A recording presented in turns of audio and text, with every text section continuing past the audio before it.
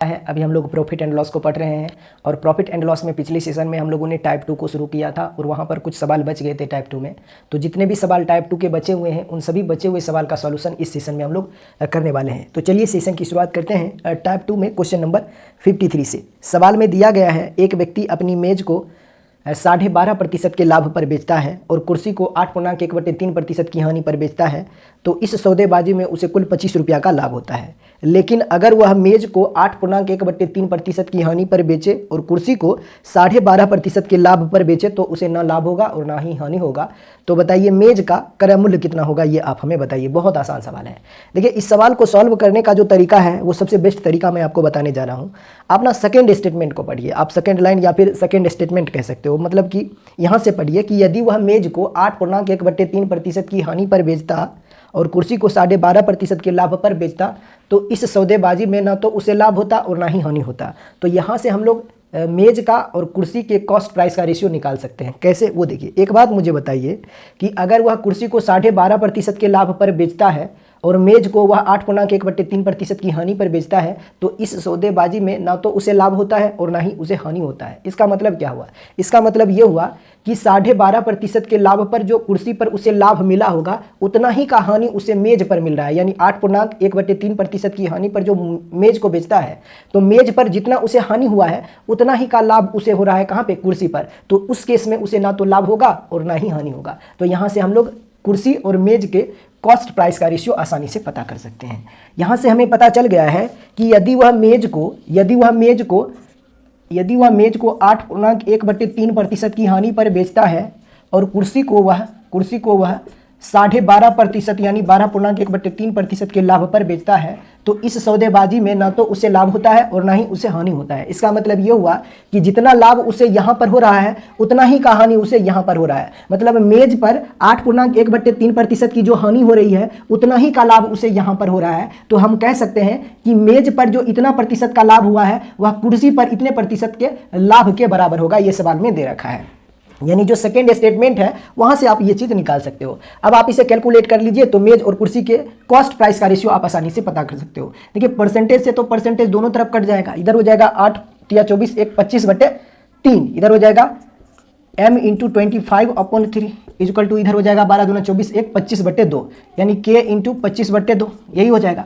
अब देखिए 25 से 25 कैंसिल हो जाएगा तो यहाँ से आप निकाल सकते हो m/k यानी कि मेज और कुर्सी के कॉस्ट प्राइस का रेशियो आप निकाल सकते हो। कितना हो जाएगा? 3/2। यानी कि अगर मेज का कॉस्ट प्राइस 3 रुपया होगा तो कुर्सी का कॉस्ट प्राइस जो होगा वह 2 रुपया होगा। तो मैं मान लेता हूँ कि मेज का कॉस्ट प्राइस अगर 3x है तो कुर्सी का जो कॉस्ट प्राइस होगा वह 2x होगा। आगे सवाल में दिया गया है, फर्स्ट स्टेटमेंट को पढ़िए। अगर सवाल को शुरू से पढ़िए तो सवाल में कहा है कि यदि वह मेज को 12.5% के लाभ पर बेचे और कुर्सी को 8.1/3% की हानि पर बेचे तो इस सौदेबाजी में उसे कुल मिलाकर 25 रुपया का लाभ होता है। तो यहाँ से हम लोग क्या करते हैं, क्योंकि अपने को पता है मेज और कुर्सी के कॉस्ट प्राइस का रेशियो अपने को पता है कि मेज का कॉस्ट प्राइस इतना होगा तो कुर्सी का कॉस्ट प्राइस इतना होगा। तो यहाँ से हम लोग आसानी से आंसर निकाल सकते हैं। यानी मेज को अगर वह 12.1/3% के लाभ पर बेचे, अगर वह मेज को 12.1/2% के लाभ पर बेचे और कुर्सी को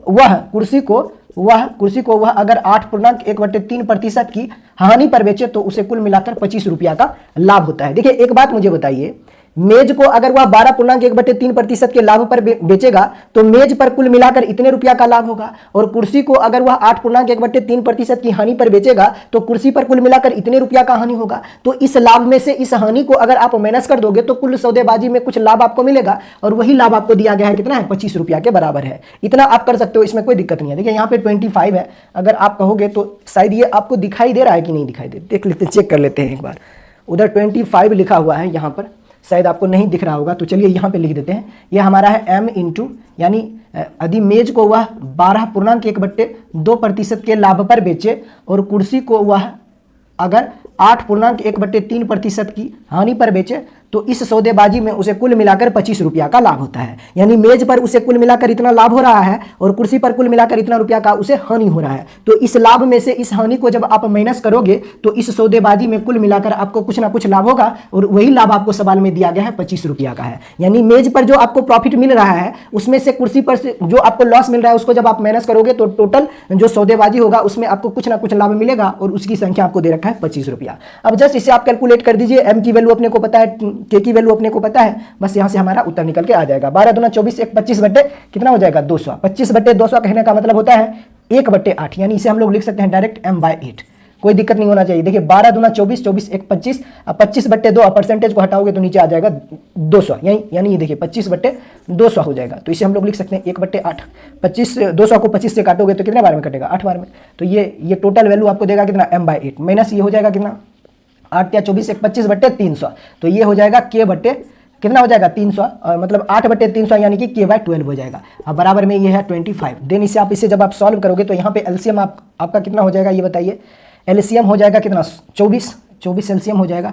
तो ये हो जाएगा कितना 3m माइनस 2k, यहाँ पे एलसीएम हो जाएगा 24, एलसीएम हो जाएगा 24 और ये हो जाएगा 8 या 24 यानी 3m माइनस ये हो जाएगा 2k इक्वल टू ये हो जाएगा 25। अब m की वैल्यू आप यहाँ पे रख दीजिए कितना है 3x और k की वैल्यू आप यहाँ पे रख दीजिए 2x एंड यहाँ से x की वैल्यू आपका मिल जाएगा। तो फिर आपसे क्या पूछा था मेज का कॉस्ट प्राइस, तो यहाँ से 3x की वैल्यू अपने को बेसिकली पता करना है। तो यहाँ पर जब 3 देखिए 3m अपने पास जो है 3m माइनस 2k की वैल्यू जो है वह 25 है। जब यहाँ पर ये चीज़ आपको दिखाई दे रहा है क्या, नहीं दिखाई दे रहा है, चलिए इधर लिखते हैं, इसको मैं मिटा देता हूँ, ठीक है। अब यहाँ पे देखिएगा, यहाँ पे m की वैल्यू जब आप 3x रखोगे तो ये होगा 3 गुने 3x माइनस 2 इंटू k की वैल्यू जो है वह है कितना 2x, अब बट्टे ये है कितना 24, अब बराबर में ये आपको दे रखा है कितना 25, यही दे रखा है। जस्ट अब आप इसे सॉल्व कर दीजिए। 9x माइनस 4x कितना हो जाएगा 5x अपॉन 24 इक्वल टू 25, ऐसा कुछ है। 5 से ये कट जाएगा कितने बार में 5 बार में। तो यहाँ से आप पाओगे कि x की वैल्यू आपको मिल जाएगा कितना 24 बचे होता है 120। x की वैल्यू अगर 120 है तो हमसे पूछा है मेज का कॉस्ट प्राइस कितना होगा। मेज का कॉस्ट प्राइस 3x है, x की वैल्यू 120 है, तो मेज का जो कॉस्ट प्राइस हो जाएगा एक्चुअल में वह कितना हो जाएगा 3 × 120 यानी कि 360 रुपया। और यही इस सवाल का उत्तर होना चाहिए। कौन सा ऑप्शन दिया गया है, ऑप्शन नंबर ए इस सवाल का उत्तर है। ये सबसे बेस्ट तरीके हैं, ऐसे जब भी सवाल आएंगे तो इसी तरीके से हम लोग सॉल्व करने वाले हैं। आइए आगे बढ़ते हैं। मैं उम्मीद करूंगा ये सवाल आपको अच्छे से समझ में आया होगा। फीसद के लाभ पर बेची जाती है यदि उसके क्रय मूल्य और विक्रय मूल्य दोनों को 100 रुपया कम कर दिया जाए, यानी क्रय मूल्य और विक्रय मूल्य दोनों को 100 रुपया कम कर दिया जाता है तो प्राप्त लाभ 4% अधिक होगा। तो क्रय मूल्य कितना होगा ये आप हमें बताइए, मतलब इनिशियल कॉस्ट प्राइस आपसे पूछा जा रहा है। देखिए ऐसे सवाल हम लोगों ने पीछे सॉल्व कर रखा है। जो क्वेश्चन 41 में था वही सवाल क्वेश्चन नंबर 54 में भी है। सवाल में बोला गया है कि किसी वस्तु को 20% के लाभ पर बेचा जाता है यदि उसके क्रय मूल्य और विक्रय मूल्य दोनों को 100 रुपया कम कर दिया जाता है तो उसी वस्तु पर जो नया लाभ आपको मिलता है वह पहले से 4% अधिक मिलता है। पहले 20% मिलता था, अब 4% अधिक यानी अब 24% मिलेगा। तो बताइए उसी वस्तु का जो पुराना क्रय मूल्य होगा, इनिशियल कॉस्ट प्राइस होगा, वह कितना होगा ये आप हमें बताइए। बहुत आसान सवाल है। एक बात मैंने आपको पीछे बताया था कि ऐसे सवाल में अगर आपसे पूछा है इनिशियल कॉस्ट प्राइस तो आप कुछ इनिशियल कॉस्ट प्राइस मान लीजिए। मानने का तो आप कुछ भी मान सकते हो, 100x मान सकते हो, कुछ भी मान सकते हो। बस मैंने आपको बताया है ऐसे सवालों को सॉल्व करने के जो तरीके होंगे वो परसेंटेज में कैलकुलेट करना है। जैसे मैं मान लेता हूँ कि उस आर्टिकल का जो इनिशियल कॉस्ट प्राइस होगा वह 100% होगा, उस वस्तु का जो प्रारंभिक क्रय मूल्य होगा वह इतना होगा। अगर उस वस्तु का प्रारंभिक क्रय मूल्य इतना है और उसे 20% के लाभ पर बेचा जा रहा है तो उस आर्टिकल का जो सेलिंग प्राइस होगा, इनिशियल सेलिंग प्राइस होगा, वह 120% होगा। इसमें कोई आपत्ति आपको नहीं होना चाहिए। अगर उस वस्तु का प्रारंभिक क्रय मूल्य इतना है और उसे 20% के लाभ पर बेचा जा रहा है तो उस वस्तु का प्रारंभिक विक्रय मूल्य इतना हो जाएगा। आगे सवाल में दिया गया है कि अधिक क्रय मूल्य और विक्रय मूल्य दोनों में से 100 रुपया कम कर दिया जाए। क्रय मूल्य इतना है, अगर इसमें से आप 100 रुपया कम करोगे तो उसी आर्टिकल का न्यू कॉस्ट प्राइस कुल मिलाकर इतना हो जाएगा, और सेलिंग प्राइस में से भी अगर आप 100 रुपीज कम करते हो तो उसी आर्टिकल का न्यू सेलिंग प्राइस इतना हो जाएगा। आप हमें सबसे पहले इतना बता दीजिए कि अब इसी आर्टिकल का जो न्यू कॉस्ट प्राइस होगा वह कितना होगा। तो आपको कहोगे सर सिंपल सी बात है, अब उस आर्टिकल का न्यू कॉस्ट प्राइस हो जाएगा 100% माइनस 100 हो जाएगा। पहले उस आर्टिकल का इनिशियल कॉस्ट प्राइस 100% था। हम अब बोला है कि क्रय मूल्य और विक्रय मूल्य दोनों से जब 100 रुपया कम कर दिया जाता है तब उसी वस्तु पर लाभ आपको पहले से 4% अधिक मिलता है। पहले 20% लाभ मिलता था, अब जब क्रय मूल्य और विक्रय मूल्य में दोनों में से 100 रुपया आपने कम कर दिया है तो पहले से 4% एक्स्ट्रा प्रॉफिट आपको मिल रहा है। पहले 20% मिलता था तो अब 24% प्रॉफिट मिलेगा। तो यहाँ पे बताइए क्रय मूल्य में से हमने 100 रुपया कम कर दिया है, इधर भी क्रय मूल्य में से भी हमने 100 रुपया कम कर दिया है। तो अब उसी आर्टिकल का न्यू कॉस्ट प्राइस हमारा इतना हो जाएगा। उसी आर्टिकल का न्यू सेलिंग प्राइस में जानना चाहता हूं तो आपको सर सिंपल सी बात है, इनिशियल सेलिंग प्राइस इतना था, अब इसमें से 100 रुपया अगर आप कम करते हो तो उसी आर्टिकल का न्यू सेलिंग प्राइस इतना हो जाएगा। अब उसी आर्टिकल का न्यू कॉस्ट प्राइस इतना, उसी आर्टिकल का न्यू सेलिंग प्राइस इतना है। अब बोला है कि इस पर कितने % का प्रॉफिट हो रहा है, पहले से 4% एक्स्ट्रा प्रॉफिट हो रहा है। पहले 20% प्रॉफिट होता था, अब इससे 4% एक्स्ट्रा प्रॉफिट होगा, यानी अब 24% का प्रॉफिट होगा। कहां पर? इस पे होगा। तो अब इस पे हम लोग न्यू प्रॉफिट कैलकुलेट करना चाहते हैं। न्यू प्रॉफिट हमारा कितना होगा ये आप हमें बताइए। आपको सर सिंपल सी बात है, 100 का 24% जो होगा वह होगा 24%, अब माइनस 100 का कितना हो जाएगा, 100 का 24% कितना हो जाएगा, 24 ही हो जाएगा, यही हो जाएगा। अब यानी कि न्यू प्रॉफिट हमारा इतना होगा। देखिए इस पर हमें कितना % का प्रॉफिट मिल रहा है, पहले से 4% एक्स्ट्रा। पहले 20% लाभ होता था, पहले से 4% अधिक लाभ मिलेगा, तो इस क्रय मूल्य पर हमें 24% का कुल लाभ होगा। तो 100 पर 24% 24 आ जाएगा, और इस 100 पर 24% अगर आप निकालते हो तो 100 का 24% जो होता है वह 24 हो जाता है। तो इस आर्टिकल पर यानी इस कॉस्ट प्राइस पर हमें कुल न्यू जो प्रॉफिट होगा वह इतना हो जाएगा। अब मैं इधर से न्यू प्रॉफिट निकालना चाहता हूं तो आप कहोगे सर सिंपल सी बात है, न्यू सेलिंग प्राइस इतना है, न्यू कॉस्ट प्राइस इतना है, और न्यू प्रॉफिट जो है वो 24% है। तो आप कुछ नहीं करो, बस इस न्यू सेलिंग प्राइस में से न्यू कॉस्ट प्राइस को माइनस कर दीजिए, न्यू प्रॉफिट आपको मिल जाएगा जो कि इसके इक्वल हो जाएगा। तो बस हम इसको में से इसको माइनस कर देते हैं। तो ये वैल्यू अपने को पता ही है, ये है हमारा 120% माइनस ये है 100, राइट। यानी न्यू सेलिंग प्राइस इतना है और इसमें से अपने को माइनस करना है न्यू कॉस्ट प्राइस, यानी कि 100% माइनस 100। तो यहाँ पे देखिए नए क्रय मूल्य में से नए क्रय मूल्य को आप माइनस करोगे तो आपको मिलेगा नया लाभ, यही हो जाएगा। अब ये भी न्यू प्रॉफिट है और ये भी न्यू प्रॉफिट है, तो इसीलिए दोनों आपस में क्या हो जाएगा, इक्वल हो जाएगा। देखिए विक्रय मूल्य में से क्रय मूल्य अगर आप माइनस कर रहे हो तो आपको लाभ मिलेगा, यानी कि न्यू सेलिंग प्राइस में से न्यू कॉस्ट प्राइस को आप माइनस करोगे तो न्यू प्रॉफिट आपको मिलेगा। इधर भी न्यू प्रॉफिट और इधर भी न्यू प्रॉफिट है, तो दोनों आपस में इक्वल हो जाएगा। अब जस्ट आप इसे कैलकुलेट कर दीजिए। देखिए 120% में से 100 माइनस होगा तो राइट हैंड साइड में आपको मिलेगा एक तो 20%, और इधर देखिए माइनस इंटू माइनस ये हो जाएगा प्लस का 100 और माइनस का 100, ये दोनों कट जाएगा तो 0 हो जाएगा। यानी राइट हैंड साइड में सिर्फ और सिर्फ कितना मिला आपको, 20% मिला है, right. And left hand side में आपको मिलेगा कितना, 24% और माइनस 24 मिलेगा। ऐसा कुछ होगा, इतना ही होगा ना, इतना ही होगा। अब कुछ नहीं करना है, 20% जब इधर आएगा तो ये 4% देगा, और ये इधर आप इसको लेके जाइए तो यहाँ से आप पाओगे कि 4% की वैल्यू जो है वह 24 के इक्वल है। अगर 4% की वैल्यू 24 के इक्वल है तो हमसे पूछा है उस आर्टिकल का न्यू इनिशियल कॉस्ट प्राइस यानी 100% की वैल्यू कितनी होगी। 4% की वैल्यू अगर 24 के इक्वल है और मुझे चाहिए 100% की वैल्यू, तो बताइए 4 को 100% बनाने के लिए इधर भी मुझे 25 से मल्टीप्लाई करना होगा, और इधर अगर हमने 25 से मल्टीप्लाई किया है तो इधर भी अपने को 25 से मल्टीप्लाई करना होगा। तो उस केस में दोनों तरफ वैल्यू जो होगा वह सेम हो जाएगा। तो यहाँ से क्या निकल के आया है, 100% की वैल्यू जो होगा वह कितना के बराबर हुआ, 25 गुने 24 जो होता है वह कितना होता है। देखिए कुल मिलाकर 100 में कितने 25 होते हैं, 4 25 होते हैं। यहाँ पर कितना है, 600 है। तो हम 6 चौक 24, यानी कि अपना उत्तर जो होगा वह कितना हो जाएगा, 600 हो जाएगा। कितना हो जाएगा, 600, यानी 100% की वैल्यू जो होगा वह 600 होगा, और यही इस सवाल का उत्तर हो जाएगा। यानी उस ए को 20% के लाभ पर बेचता है और कार बी को 25% की हानि पर बेचता है, और उसे दोनों कारों के एवज में समान विक्रय मूल्य प्राप्त होता है। कार ए और बी का क्रय मूल्य कितना होगा, यानी दो वस्तु का विक्रय मूल्य समान है। एक वस्तु को 20% के लाभ पर बेचा जाता है और दूसरे वस्तु को 25% की हानि पर बेचा जाता है, जबकि दोनों का कुल क्रय मूल्य अपने को दे रखा है। तो यहाँ से हम लोग क्या करते हैं, ए और बी के कॉस्ट प्राइस का रेशियो आसानी से पता कर सकते हैं। क्या है, क्वेश्चन नंबर 55 है।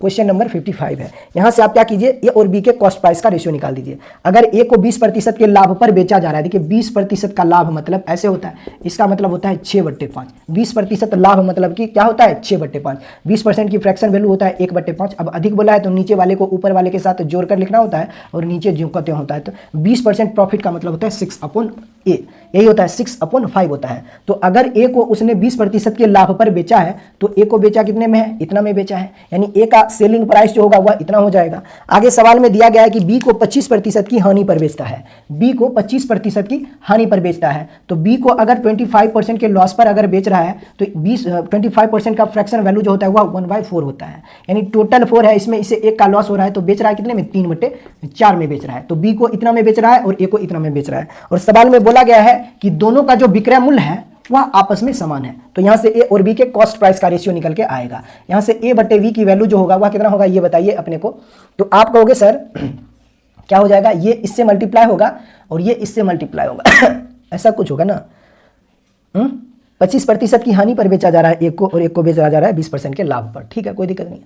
अब ये हो जाएगा 24 और ये हो जाएगा 15, राइट। ये हो जाएगा 24 और ये हो जाएगा 15, यही होगा ना।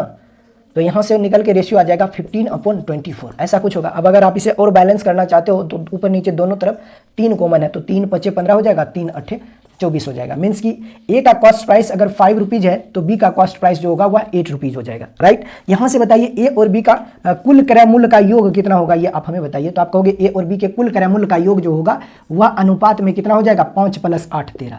यहाँ पर ए और बी के क्रय मूल्य का कुल योग जो होगा वह अनुपात में 13 होगा, लेकिन वास्तव में ए और बी के कुल क्रय मूल्य का योग जो है वह 6,50,000, हाँ 6,50,000 है। अनुपात 13 की वैल्यू अगर इतना के बराबर है तो हमसे पूछा जा रहा है दोनों कार का क्रय मूल्य ए और बी की वैल्यू कितनी होगी। तो चलिए अनुपात 1 का मान निकाल लेते हैं। 13 × 5 होता है 65। एक की वैल्यू अगर 50,000 है तो अपने को पता करना है ए और बी, ये 5 और 8 की वैल्यू पता करना है। तो अनुपात 5 की वैल्यू जो होगा वह कितना हो जाएगा, 2,25,000 हो जाएगा, राइट। एंड वी की वैल्यू जो होगा वह कितना हो जाएगा, अनुपात 8 की वैल्यू जो होगा वह कितना हो जाएगा, 4 लाख रुपया होगा। 8 × 5 = 40, यही होगा ना, 4 लाख रुपया, ठीक। तो यही तो हमारा ए और बी का क्रय मूल्य हो जाएगा। कौन सा ऑप्शन दिया गया है, 2,25,000, 25, 2,25,000 और 4 लाख। देख लीजिए कहाँ पे ऑप्शन दिया गया है, option number D. Option number D इस सवाल का उत्तर है। चलिए आगे बढ़ते हैं क्वेश्चन नंबर 56 की ओर। क्वेश्चन नंबर 56 को देखिएगा, क्वेश्चन नंबर 56 को देखिएगा। सवाल में दिया गया है एक व्यक्ति 16,800 में 18 खाट बेचकर 3 खाट के क्रय मूल्य के बराबर लाभ प्राप्त करता है। एक खाट का क्रय मूल्य कितना होगा, ये आप हमें बताइए। अगर कॉस्ट प्राइस हमारा 18 है, सवाल में बोला गया है कि एक व्यक्ति 16,800 में 18 खाट बेचता है और उसे 3 खाट के क्रय मूल्य के बराबर प्रॉफिट होता है, यानी कि लाभ होता है। तो एक खाट का क्रय मूल्य कितना होगा। अगर कॉस्ट प्राइस हमारा 18 है, अगर कॉस्ट प्राइस हमारा 18 है और इस पे प्रॉफिट उसे हो रहा है कुल 3 का, तो बताइए सेलिंग प्राइस कितना होगा, 18 + 3 यानी 21 हो जाएगा, यही होगा। यानी कि अगर किसी वस्तु को आपने 18 रुपया में खरीदा है और उस पर वह जब आप उसे बेच रहे हो तो 3 रुपया का लाभ हो रहा है, तो उस वस्तु का विक्रय मूल्य जो होगा वह 21 रुपया होगा। लेकिन सवाल में बोला गया है कि 18 वस्तु का कुल विक्रय मूल्य जो है वह 16,800 के बराबर है। ये भी हमारा विक्रय मूल्य है और ये भी हमारा विक्रय मूल्य है, तो इसलिए दोनों आपस में बराबर हो जाएगा। 18 वस्तु का कुल विक्रय मूल्य इतना है और 18 वस्तु का कुल विक्रय मूल्य जो है वह इतना है, तो दोनों आपस में इक्वल हो जाएगा। अब देखिए 21 की वैल्यू 16,800 के बराबर है, तो यहाँ से 21 8 ये कट जाएगा कितने बार में, 21 8, यानी कि एक की वैल्यू जो होगा वह हो जाएगा 800। 21 8 होता है 168। एक की वैल्यू 800 है, तो हमसे क्या पूछा है बताइए, हमसे पूछा एक खाट का क्रय मूल्य कितना होगा। एक खाट का क्रय मूल्य 800 रुपया होगा और ये सवाल का उत्तर ऑप्शन नंबर सी। चलिए आगे बढ़ते हैं क्वेश्चन नंबर 57 की ओर। देखिएगा क्वेश्चन नंबर 57 को देखिएगा, क्वेश्चन नंबर 57 को देखिएगा। सवाल में दिया गया है एक वस्तु बेचकर मदन ने उसके क्रय मूल्य के 1/4 के बराबर लाभ अर्जित किया। यदि उसने इसे 375 रुपया में बेचा तो क्रय मूल्य कितना था, ये आप हमें बताइए। अगर किसी वस्तु को कोई आदमी बेचता है तो 1/4 के बराबर लाभ उसे मिलता है। यानी कि अगर कॉस्ट प्राइस 4 होगा, यानी कि उस आर्टिकल का कॉस्ट प्राइस 4 है और इस पर प्रॉफिट जो उसे हो रहा है वह 1 का हो रहा है, तो उसी आर्टिकल का सेलिंग प्राइस जो होगा वह कितना होगा, 4 + 1 यानी कि 5 होगा। यानी उस वस्तु को उसने बेचा होगा कितने में, 5 रुपया में बेचा होगा, तभी उसे 1/4 के क्रय मूल्य के बराबर लाभ होगा। ठीक है, अगर आगे सवाल में क्या बोला है कि उसने उस वस्तु को बेचा है 375 में। यहाँ पर उस आर्टिकल को वह 5 रुपया में बेच रहा है, लेकिन वास्तव में उसने कितने रुपया में बेचा है, 375 रुपया में बेचा है। मतलब कि हम कह सकते हैं कि 5 की वैल्यू जो होगा वह 375 के बराबर होगा, तो यहाँ से 1 की वैल्यू जो होगा वह कितना के बराबर होगा, 75 के बराबर होगा। तो अपने से पूछा क्या है ये बताइए, हमसे पूछा है उस आर्टिकल का कॉस्ट प्राइस कितना होगा और कॉस्ट प्राइस को आपने 4 मान रखा है। 1 की वैल्यू 75 है तो 4 की वैल्यू जो होगा वह 300 होगा और यही सवाल का उत्तर है। चलिए आगे बढ़ते हैं, को देखिएगा। सवाल में दिया गया है 17 गेंदों को 720 रुपया में बेचने पर 5 गेंद के क्रय मूल्य के बराबर की हानि होती है। एक गेंद का क्रय मूल्य कितना है, ये आप हमें बताइए। एक बात मुझे बताइए, अगर 17 गेंदों को उसने कुल मिलाकर 720 रुपया में बेचा है तो उस दौरान उसे 5 गेंद के क्रय मूल्य के बराबर उसे हानि हो रही है। इसका मतलब क्या हुआ, इसका मतलब ये हुआ कि अगर उसे 5 गेंदों के क्रय मूल्य के बराबर हानि हो रही है, इसका मतलब ये हुआ कि 17 गेंदों का जो कुल विक्रय मूल्य होगा वह 12 गेंदों के क्रय मूल्य के बराबर होगा। यानी कि 17 गेंदों का जो कुल विक्रय मूल्य होगा वह 12 गेंदों के कुल क्रय मूल्य के बराबर होगा, तभी उसे 5 गेंद के क्रय मूल्य के बराबर हानि होगी। ठीक है, तो यहाँ से आप कॉस्ट प्राइस और सेलिंग प्राइस का रेशियो आसानी से पता कर सकते हो। देखिए ये तो मैंने बस आपको समझाने के लिए बता दिया है, इतना करने की कोई ज़रूरत नहीं है। डायरेक्ट आप सवाल को पढ़ के पता कर सकते हो कि कॉस्ट प्राइस क्या होगा और सेलिंग प्राइस क्या होगा। वैसे यहाँ से कॉस्ट प्राइस अपना निकाल लीजिए। कॉस्ट प्राइस के सामने जो न्यूमेरिकल वैल्यू है वह कॉस्ट प्राइस को रिप्रेजेंट करेगा, और जो सेलिंग प्राइस के सामने जो न्यूमेरिकल वैल्यू है वह सेलिंग प्राइस को रिप्रेजेंट करेगा। कॉस्ट प्राइस 17 है और सेलिंग प्राइस 12 है, तभी तो लॉस होगा 5 का, तभी तो लॉस होगा 5 का, है कि नहीं है। तो यही तो आपसे पूछा है कि क्या एक गेंद का क्रय मूल्य कितना है। ठीक है, अब देखिए क्रय मूल्य इतना है, विक्रय मूल्य इतना है, यानी 17 गेंदों का कुल विक्रय मूल्य इतना है, लेकिन वास्तव में 17 गेंदों का कुल विक्रय मूल्य जो है वह कितना रुपया के बराबर है, 720 रुपया के बराबर है। यहाँ पर 17 गेंदों का कुल विक्रय मूल्य 12 रुपया है, लेकिन वास्तव में 17 गेंदों का कुल विक्रय मूल्य जो है वह 720 रुपया के बराबर है। ये भी 17 गेंदों का कुल विक्रय मूल्य और ये भी 17 गेंदों का कुल विक्रय मूल्य है, इसलिए दोनों आपस में बराबर होगा। 12 की वैल्यू अगर 720 के बराबर है तो एक की वैल्यू जो होगा वह 60 रुपया के बराबर होगा। और यही तो आपसे पूछा था कि एक गेंद का क्रय मूल्य कितना होगा। अगर 12 गेंदों का क्रय मूल्य 17 रुपया है तो 12 गेंदों का विक्रय मूल्य 12 रुपया होगा। अगर 17 गेंदों का क्रय मूल्य जो है वह 17 रुपया है और 12 गेंदों का, अगर 17 गेंदों का क्रय मूल्य 17 रुपया है और 12 गेंदों का विक्रय मूल्य 12 रुपया है और इस पे लॉस हो रहा है 5 रुपया के बराबर, जो कि सवाल में दे रखा है, तो हमसे पूछा जा रहा है एक गेंद का क्रय मूल्य कितना होगा। एक गेंद का क्रय मूल्य जो होगा वह 60 के बराबर होगा। देखिए 12 गेंदों का ये भी कुल 12 विक्रय मूल्य है और ये भी हमारा 12 गेंदों का कुल विक्रय मूल्य है, तो इसलिए दोनों आपस में बराबर होगा। 12 की वैल्यू 720 के बराबर तो एक की वैल्यू 60 के बराबर, और ये तो तुम्हारा उत्तर होगा 60 रुपया। ऑप्शन नंबर क्या दिया गया, सी। चलिए आगे बढ़ते हैं क्वेश्चन नंबर 59 की ओर। क्वेश्चन नंबर 59 को देखिएगा। क्वेश्चन नंबर 59 को देखिएगा। सवाल में दिया गया है जैक एक पोशाक को 1440 रुपया में बेचता है और उसे 20% का लाभ होता है, तो पोशाक का क्रय मूल्य कितना होगा ये बताइए। 1440 रुपया में उसे 20% का लाभ हो रहा है, यानी कि 200 रुपया प्लस 440 कितना हो जाएगा, 300 से ऊपर, यानी लगभग 200 से ऊपर हो जाएगा। यानी कि कौन सा ऑप्शन होगा, ऑप्शन नंबर सी इस सवाल का उत्तर होगा 1200, यानी उस वस्तु का क्रय मूल्य 1200 रुपये। ये सब खुद से सवाल आपको सॉल्व करना है। आगे बढ़ते हैं क्वेश्चन नंबर 60 की ओर। देखिएगा सवाल में दिया गया है एक विक्रेता 12% की लाभ पर 12 कुर्सियां और 3% की हानि पर 4 कुर्सियां बेचता है। यदि उसका कुल लाभ 1650 रुपया है तो प्रत्येक कुर्सी का क्रय मूल्य कितना है, ये आप हमें बताइए। बहुत आसान सवाल है। क्वेश्चन नंबर 60 है। क्वेश्चन नंबर 60 देखिए, अगर उसने 12 कुर्सी को 12% के लाभ पर बेचा है, अगर उसने 12 कुर्सी को 12% के लाभ पर बेचा है तो 12 कुर्सी पर जो मिलने वाला लाभ होगा वह कुल इतना होगा। अगर 12 कुर्सी को उसने 12% के लाभ पर बेचा है, अगर उसने 12 कुर्सी को 12% के लाभ पर बेचा है तो 12 कुर्सी पर मिलने वाला कुल लाभ जो होगा वह इतना रुपया के बराबर होगा। आगे सवाल में दिया गया है कि उसने 4 कुर्सी को 3% की हानि पर बेचा है। 4 कुर्सी को उसने 3% की हानि पर बेचा है, तो 4 कुर्सी पर 3% की दर से मिलने वाला कुल हानि जो होगा वह इतना होगा। 12 कुर्सी को उसने अगर 12% के लाभ पर बेचा है तो 12 कुर्सी पर मिलने वाला कुल लाभ इतना होगा, और 4 कुर्सी को अगर उसने 3% की हानि पर बेचा है तो चारों कुर्सी पर मिलने वाला कुल हानि जो होगा वह इतना होगा। अब देखिए अगर 12 कुर्सी पर मिलने वाले लाभ में से 4 कुर्सी पर मिलने वाले हानि को आप माइनस कर दोगे तो यहां पर कुछ ना कुछ आपको लाभ मिलने वाला है। तो सवाल में बोला गया है कि कुल मिलाकर उसका लाभ जो है वह 1650 रुपया के बराबर है। 12 कुर्सी पर मिलने वाले कुल लाभ में से 4 कुर्सी पर मिलने वाली हानि को जब आप माइनस कर दोगे तो इस सौदेबाजी में आपको कुछ ना कुछ प्रॉफिट होगा, और उसी प्रॉफिट की वैल्यू अपने को दे रखा है 1650 के बराबर है। अब यहां से जस्ट आप इसे कैलकुलेट कर दीजिए तो देखिए 12 गुने 12 कितना होता है, 144% हो जाएगा। ठीक है, अब माइनस ये हो जाएगा कितना, 4 या 12%। देखिए ये हानि है, इसलिए हमने यहाँ पे माइनस का साइन लगाया है। हानि हमने बोल दिया है और इसे हमें इसमें से माइनस करना है, ध्यान रखना है, इसलिए माइनस का साइन हमने लगाया है। 4 या 12%, राइट। अब इसकी वैल्यू जो है वह 1650 के बराबर है। 144 में से 12 को माइनस करोगे तो 132%। अब 132% की वैल्यू अगर 1650 के बराबर है तो 1% की वैल्यू जो होगा वह 12.5 के इक्वल होता है। 1% की वैल्यू जो है वह 12.5 के इक्वल आता है। तो हमसे पूछा है कॉस्ट प्राइस कितना होगा, हमसे पूछा है कि एक कुर्सी का क्रय मूल्य कितना होगा, यानी 100% की वैल्यू पूछा है, तो 100% की वैल्यू कितना हो जाएगा ये बताइए। इधर भी 100 से मल्टीप्लाई आप कर दीजिए और इधर भी आपको 100 से मल्टीप्लाई करना होगा। 12.5 में 100 से मल्टीप्लाई करोगे तो 1250 रुपया मिलेगा, और यही सवाल का उत्तर होगा। यानी एक कुर्सी का कॉस्ट प्राइस जो होगा वह 1250 रुपया होगा, और यही तुम्हारा उत्तर है ऑप्शन नंबर बी। तो ऐसे सवालों को सॉल्व करने का सबसे बेस्ट तरीका है ये। किताब उताब मत देखिए, किताब में जो कैलकुलेशन दे रखा है वो बहुत लेंदी दे रखा है। तो अगर ऐसे तरीके अगर आप एग्जाम में लगाते हैं, जो तरीके मैं आपको बता रहा हूं, तो आप समय से पहले सवालों को सॉल्व कर पाओगे। आगे बढ़ते हैं क्वेश्चन नंबर 61 की ओर। देखिए यहाँ पर भी सेम कॉन्सेप्ट पर बेस्ड सवाल है। सवाल में दिया गया है कि सामान का 2/3 भाग 6% के लाभ पर और शेष भाग 3% की हानि पर बेचा गया तो उसे कुल 540 रुपया का लाभ होता है। उस सौदेबाजी में अच्छा, सामान की कुल कीमत कितनी थी, यानी कि क्रय मूल्य कितना था, ये आप हमें बताइए। अगर 2/3/6% के लाभ पर बेचा जा रहा है, देखिए फ्रैक्शन में क्या होता है, भिन्न में सबसे बड़ी संख्या जो होती है वह 1 होती है, ये आप सबको अच्छे से पता होगा। सवाल में दिया गया है सामान का 2/3/6% के लाभ पर बेचा गया है। अगर 2/3 भाग को 6% के लाभ पर आप बेचोगे तो सामान के 2/3 भाग पर मिलने वाला कुल लाभ जो होगा वह इतना होगा।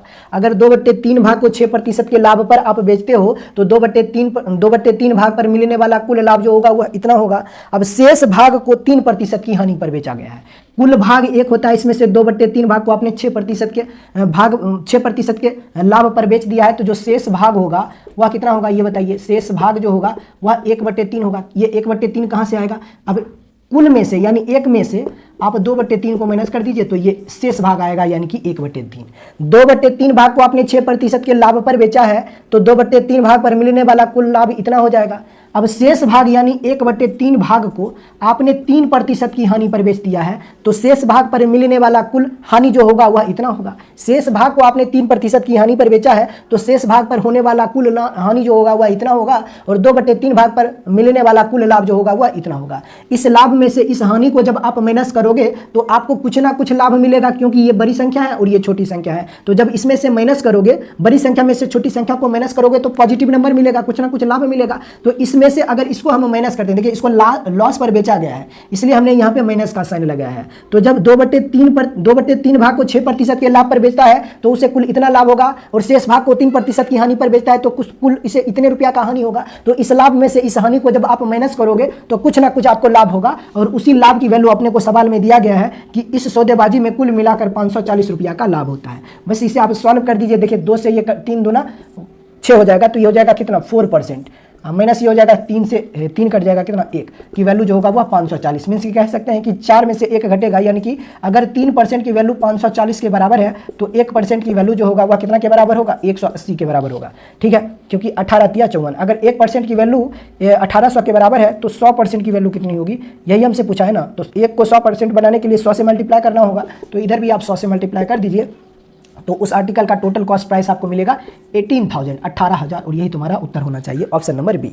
ऐसे सवालों को सॉल्व करने के सबसे बेस्ट तरीके यही हैं। जब भी ऐसे सवाल आपको देखने को मिलेगा तो आंख मूंद के ये तरीके आपको लगाना है। चलिए आगे बढ़ते हैं। 25% के लाभ पर और दूसरे बैग को 25% की हानि पर बेच दिया, और इस सौदेबाजी में दोनों बैगों का क्रय मूल्य विक्रय मूल्य जो है वह समान है, तो दोनों बैग का क्रय मूल्य कितना होगा ये आप हमें बताइए। बहुत आसान सवाल है। दोनों बैगों का कुल क्रय मूल्य अपने को दे रखा है, तो आप क्या कीजिए कि यहाँ से दोनों बैगों का क्रय मूल्य का अनुपात निकाल दीजिए, और फिर दोनों बैगों का कुल क्रय मूल्य का योग तो दे ही रखा है, तो वहाँ से इक्वेट करेंगे तो अपने को दोनों बैगों का क्रय मूल्य निकल के आ जाएगा। देखिएगा क्वेश्चन नंबर 62 है। सवाल में दिया गया है 2 बैग का कुल क्रय मूल्य जो है वह 900 रुपया है। मैं नाम दे देता हूँ। पहले बैग का नाम ए है और दूसरे बैग का नाम जो है वह बी है। पहले बैग को 25% के लाभ पर बेचा जाता है।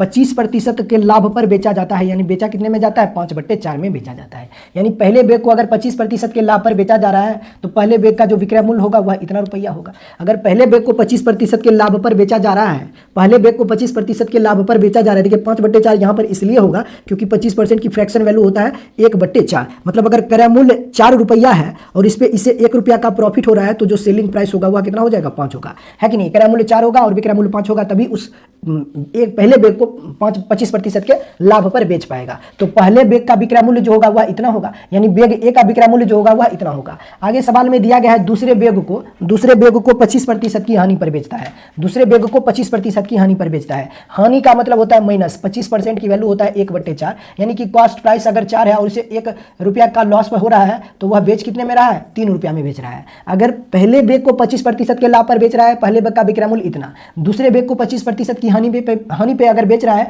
तो दूसरे बैग का जो विक्रय मूल्य होगा वह कितना हो जाएगा 3/4 रुपया होगा। तो दूसरे बैग का विक्रय मूल्य इतना और पहले बैग का विक्रय मूल्य इतना है। सवाल में दिया गया है दोनों बैग का जो विक्रय मूल्य है वह आपस में समान है, ऐसा सवाल में दिया गया है। तो यहाँ से ए और बी के कॉस्ट प्राइस का रेशियो आप आसानी से पता कर सकते हो। देखिए ये क्या हो जाएगा 4 से 4 आसानी से कट जाएगा। फिर यहाँ से हो जाएगा ए के सामने जो डाटा दिया गया है, जो न्यूमेरिकल वैल्यू है वह ए की वैल्यू होगा और बी के सामने जो न्यूमेरिकल वैल्यू है वह वी की वैल्यू होगा। यानी बैग ए का कॉस्ट प्राइस अगर 3 रुपया है तो बैग बी का कॉस्ट प्राइस जो होगा वह 5 रुपया होगा। तो यहाँ से दोनों बैगों के कुल क्रय मूल्य का योग जो होगा वह अनुपात में 8 रुपया होगा। 5 + 3 8। लेकिन सवाल में दिया गया है दोनों बैगों का कुल क्रय मूल्य का योग जो है वह 900 रुपया है। तो दोनों बैग का अलग अलग क्रय मूल्य कितना होगा ये आपसे पूछा है। 8 की वैल्यू अगर 900 है तो सबसे पहले एक की वैल्यू जो होगा वह 900/8 हो जाएगा, राइट। फिर आप यहाँ से आप निकाल दीजिए अनुपात 3 की वैल्यू, यानी बैग ए की वैल्यू जो होगा वह कितना हो जाएगा 900/8 × 3 हो जाएगा, ठीक है। और बैग बी की वैल्यू जो होगा यानी अनुपात 4 यानी बैग बी की वैल्यू जो होगा वह कितना हो जाएगा 900 × 5/8 ऐसा कुछ होगा। तो यहाँ से आप जब इसे सॉल्व करोगे ना तो उत्तर आपको मिलेगा option number D. Option number D इस सवाल का उत्तर आ जाएगा, इसमें कुछ था नहीं। चलिए आगे बढ़ते हैं।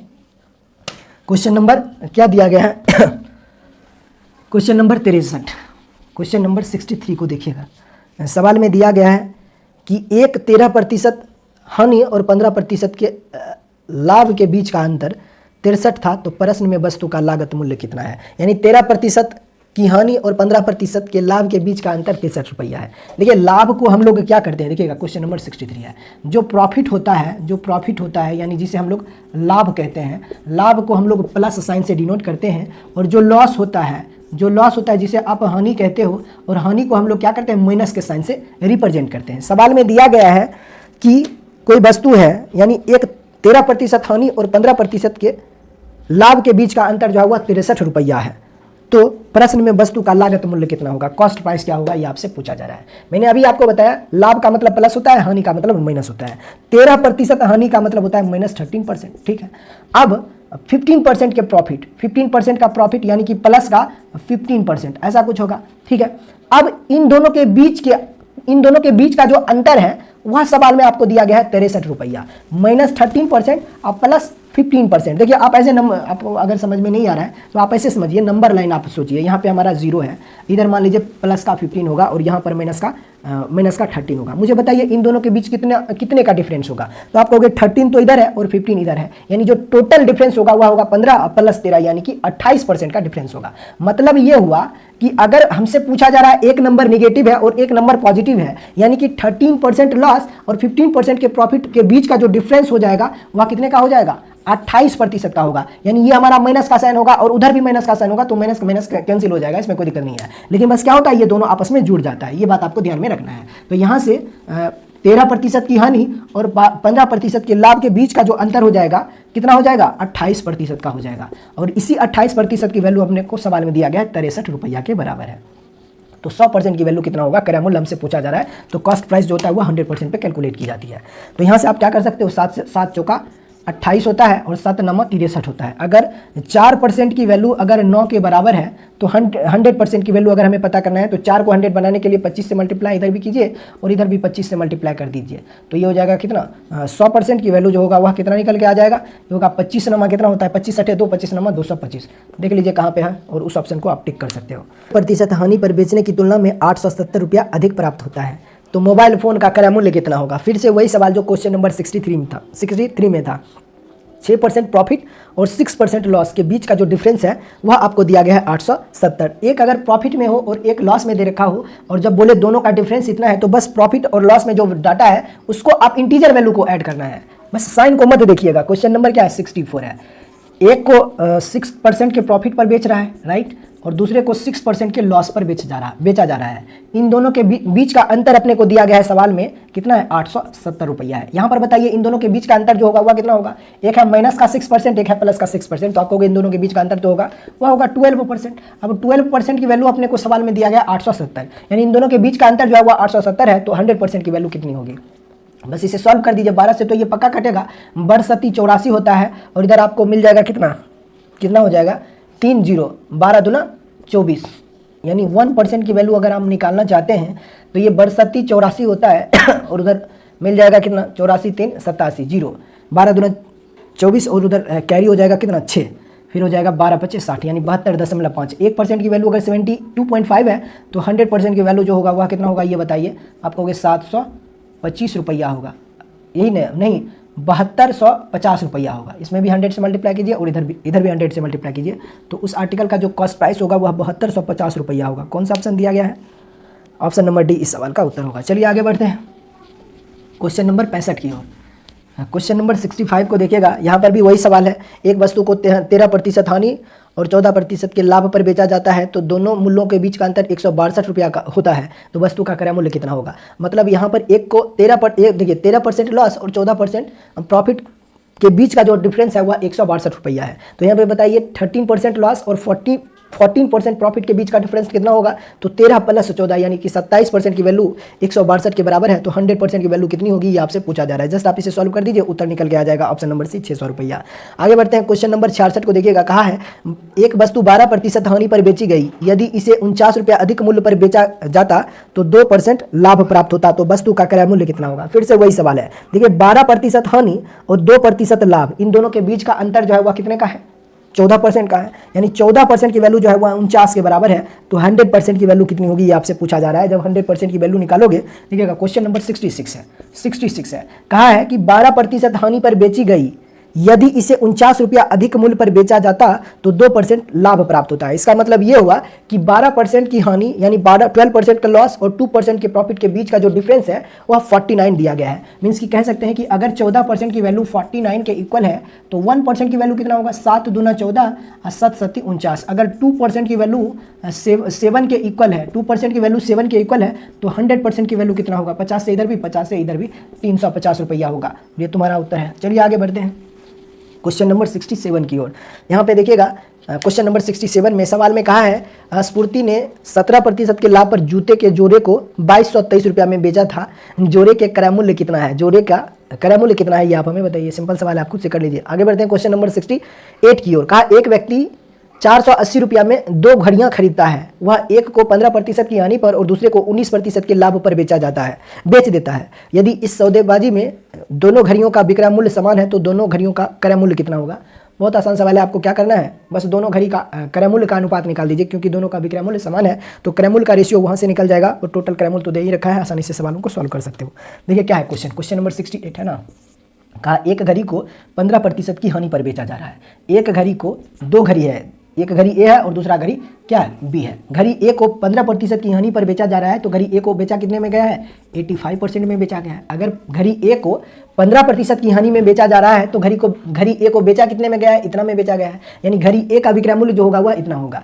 घड़ी बी को 19% के लाभ पर बेचा जा रहा है तो घड़ी बी को बेचा कितने में गया है, 119% में बेचा गया है। घड़ी बी का विक्रय मूल्य इतना, घड़ी ए का विक्रय मूल्य इतना। सवाल में दिया गया है दोनों का विक्रय मूल्य समान है। तो यहाँ से आप इसे सॉल्व कर दीजिए, परसेंटेज से परसेंट खत्म होगा तो यहाँ से ए और बी के क्रय मूल्य का अनुपात निकल के आ जाएगा कितना, ये हो जाएगा 119/85। ऐसा कुछ होगा। 17 × 5 = 85 होता है और 17 × 7 = 119 होता है।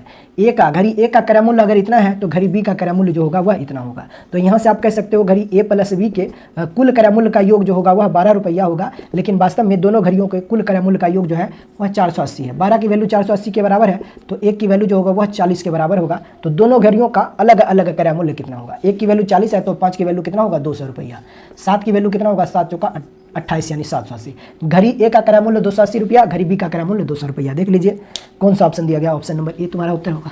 आगे बढ़ते हैं क्वेश्चन नंबर 69 की ओर। देखिएगा सवाल में दिया गया है एक दुकानदार ने नई वस्तु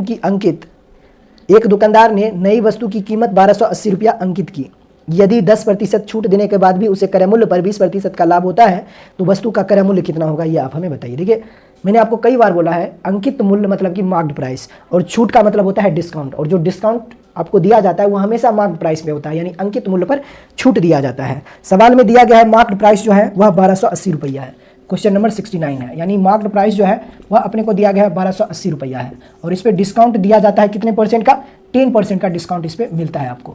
जो छूट जो मिलेगा वह इस पर मिलेगा। अब डिस्काउंट को जब हम माइनस कर देते हैं, मार्क्ड प्राइस में से डिस्काउंट को जब हम माइनस करते हैं तो ये हमारा क्या होता है, सेलिंग प्राइस होता है, यानी कि विक्रय मूल्य हो जाता है। तो 1280 रुपया किसी वस्तु का अंकित मूल्य है और उसे 10% का छूट दिया जा रहा है तो उस आर्टिकल का जो सेलिंग प्राइस हो जाएगा वह कितना होगा ये बताइए। 1280 का 10% कितना हो जाएगा, 128 रुपया होगा, यही होगा ना।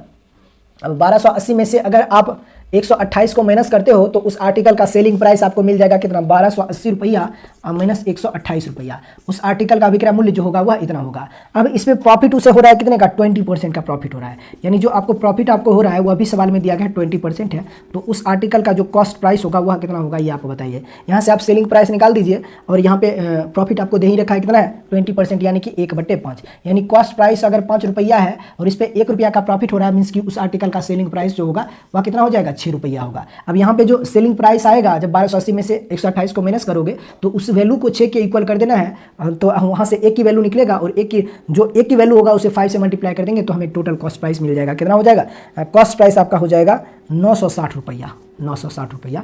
इसमें कोई आपत्ति आपको नहीं होना चाहिए। देख लीजिए 180 जब आप माइनस करोगे तो उस आर्टिकल का जो सेलिंग प्राइस हो जाएगा वह कितना होगा ये बताइए सबसे पहले। कितना हो जाएगा उस आर्टिकल का सेलिंग प्राइस। आप इस 1280 में से 128 को माइनस कर दीजिए, देना आपको पता चल जाएगा। आगे बढ़ते हैं क्वेश्चन नंबर 70 की ओर।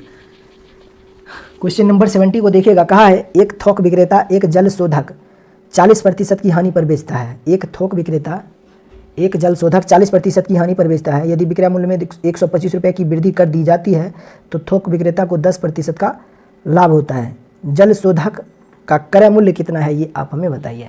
देखिए यहाँ पर भी फिर से वही सवाल है कि 40% की हानि पर बेचता है।